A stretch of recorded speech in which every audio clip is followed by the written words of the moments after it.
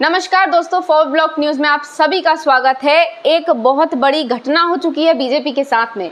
घटना ये है कि बीजेपी को इस बार बहुत बड़ा नुकसान हुआ है। लोकसभा चुनाव 2024 में बीजेपी इस बार सिर्फ 240 सीटें जीत पाई, मेजॉरिटी नहीं हासिल कर पाई। और एनडीए अगर गवर्नमेंट बना भी लेता है तो भी एक तरह से बहुत ज़्यादा खुश होने की बात नहीं है, क्योंकि जितने नारे लग रहे थे 400 पार 400 पार 370 ही पहुंचाएंगे एनडीए को 400 पार। सिर्फ एक एग्जिट पोल जो कि जी न्यूज पर आया था, आर्टिफिशियल इंटेलिजेंस का एग्जिट पोल, वो बिल्कुल सटीक था और वही के वही रिजल्ट्स भी देखने को मिले। तो कहीं ना कहीं अब ये बात आ जाती है कि भाई अगर बीजेपी सरकार बना भी लेती है, प्रधानमंत्री मोदी जी एक बार तीसरी टर्म में आ भी जाते हैं, तो बीजेपी के लिए बहुत खुशी की बात नहीं है। जबकि कांग्रेस खुश हो रही है क्योंकि इस बार कांग्रेस को करीबन 40 सीटों पर बढ़त हासिल हुई है। जबकि 2019 के चुनाव में जो बीजेपी है उसका प्रदर्शन बहुत अच्छा था, 60 सीटें प्लस में थी, और इस बार बीजेपी बहुत नुकसान में गई। अब आपको ये बताते हैं कि इतना बड़ा नुकसान बीजेपी को कहां कहां हुआ है, ऐसी कहां कहां की सीट थी जहां से बीजेपी इतनी ज़्यादा लूज कर गई। तो सबसे पहले बताते हैं आपको, शहजादों ने उत्तर प्रदेश में कमाल करके दिखा दिया। किसी को उम्मीद नहीं थी क्योंकि इंडी गठबंधन टूटने की कगार पर था, और साथ ही साथ में जिस प्रकार से अखिलेश यादव कंटिन्यू सीट बदल रहे थे, किसी को उम्मीद नहीं थी कि सपा अपने दम पर करीबन 36 सीटें हासिल कर लेगी उत्तर प्रदेश में। और इंडी गठबंधन को उत्तर प्रदेश में 43 सीट मिली, जबकि बीजेपी 33 सीटों पर सिमट गई।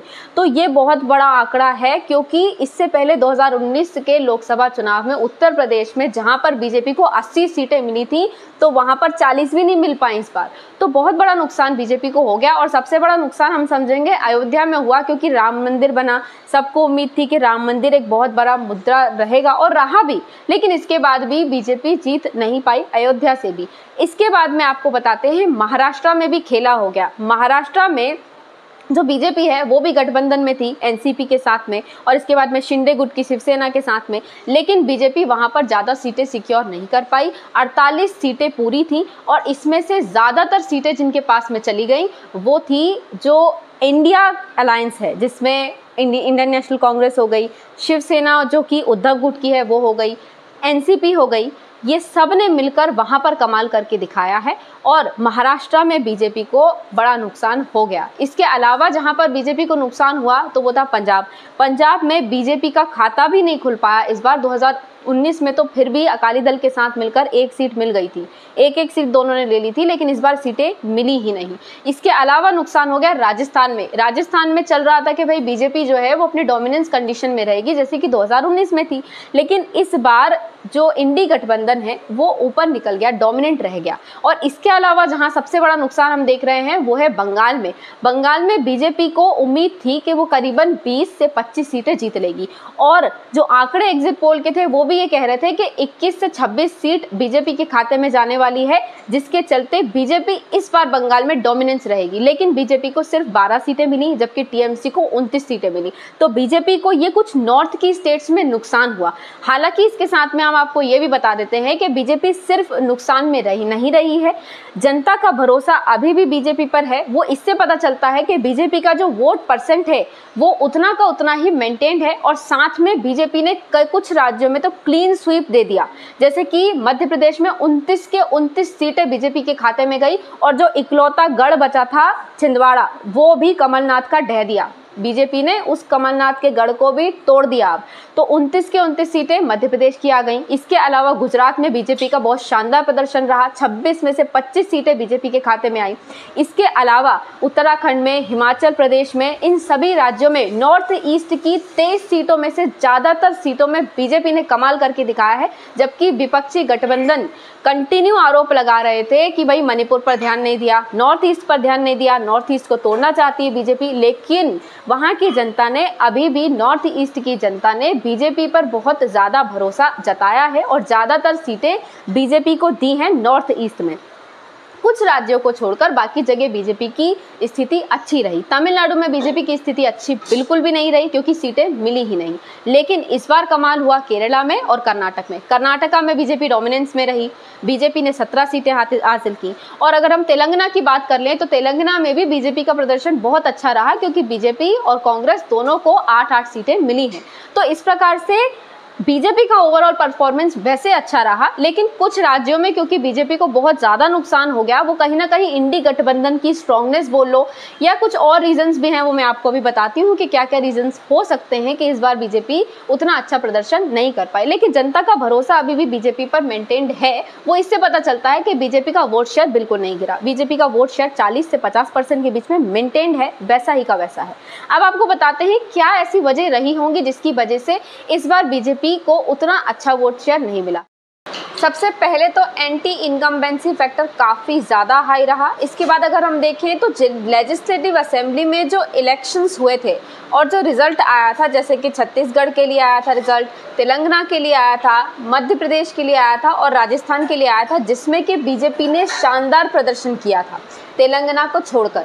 तो कहीं ना कहीं बीजेपी को एक कॉन्फिडेंस था, या ये कहें कि कॉन्फिडेंस तो ठीक है, लेकिन कुछ लोग ऐसा मान रहे हैं कि इन सारे नतीजों को देखकर बीजेपी में एक ओवर कॉन्फिडेंस की कंडीशन बन गई थी कि 400 पार वो हो जाएंगे। मतलब बिना कुछ कंडीशन लगाए या कुछ समझे या जो भी उन्होंने समझा हो, ये भी नहीं कहा जा सकता कि बीजेपी बिल्कुल, क्योंकि कोई भी पार्टी जब चुनाव प्रचार करती है तो अपने हिसाब से हर फैक्टर को ध्यान में रख के ही कोई भी बात रखती है। लेकिन माना यही जा रहा है कि बीजेपी को कुछ वजहों से ओवर कॉन्फिडेंस था जो कि टूट गया। अब इसके बाद में जो एक इम्पॉर्टेंट फैक्टर है वो रहा कास्ट का, जो इंडी गठबंधन के द्वारा कंटिन्यू कास्ट सेंसस कंडक्ट कराने के लिए कहा जा रहा था और साथ ही साथ में ओबीसी रिजर्वेशन आरक्षण की जो राजनीति इंडी गठबंधन के द्वारा कंटिन्यू की जा रही थी, तो ये एक फैक्टर हो सकता है जो कि बीजेपी को कमज़ोर कर दिया कुछ जगहों पर।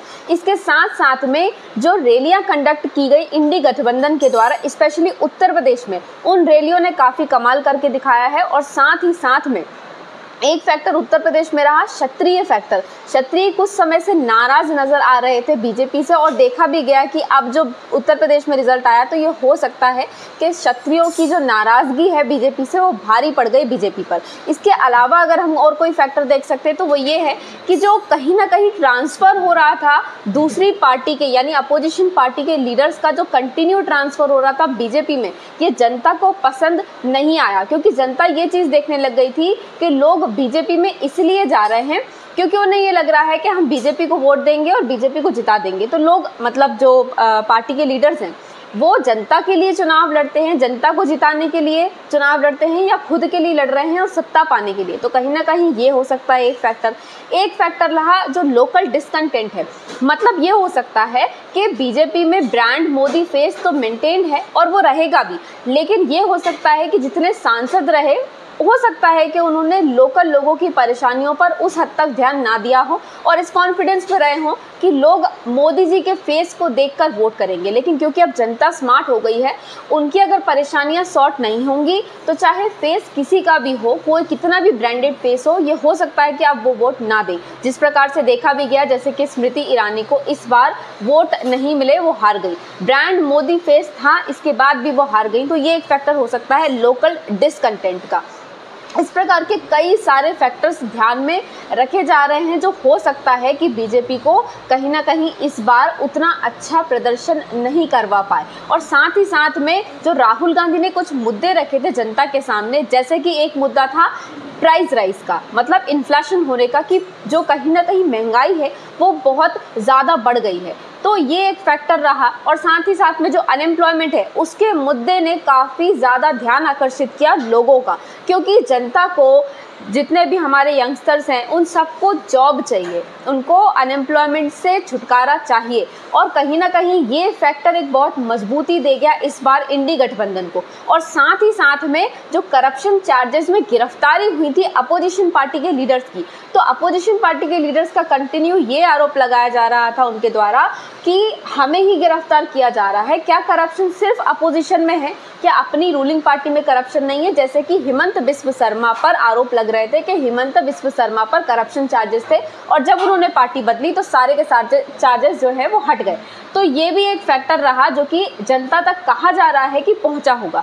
तो इस प्रकार से ये सारी बातें जो भी निकल कर आई, इन सब ने बीजेपी को कहीं ना कहीं इस बार उतना अच्छा वोट परसेंटेज नहीं दिया। लेकिन अभी की हकीकत फिलहाल की तो ये है कि बीजेपी एनडीए के साथ, मतलब अपनी जो भी सहयोगी पार्टी है जैसे कि टीडीपी हो गई और इसके साथ में जो जेडीयू हो गई, इनके साथ मिलकर सरकार तो बना रही है, बहुत प्रोबेबली बना रही है। लेकिन क्योंकि इस बार गठबंधन की सरकार है तो बीजेपी अपना डोमिनेंस उस हद तक मेंटेन नहीं कर पाएगी जिस प्रकार से पहले बीजेपी कर लेती थी, क्योंकि बीजेपी के पास में अपने आप से मेजोरिटी थी और अब वो मेजोरिटी नहीं है। अब देखते हैं आगे होता क्या है, क्योंकि अपोजिशन भी, मतलब इंडी गठबंधन भी कंटिन्यू सेंधमारी करने की कोशिश कर रहा है कि जेडीयू और टीडीपी को अपनी तरफ लेकर सरकार बना ले। लेकिन देखते हैं होता क्या है, गठबंधन टिकता है कि नहीं टिकता, कब तक टिकता है, सभी चीज़ों पर हमारी नज़र रहेगी। आप भी रखिए और हमारे चैनल को सब्सक्राइब कीजिए, देखते रहिए हमारे न्यूज़ चैनल को। आप सभी का बहुत बहुत धन्यवाद।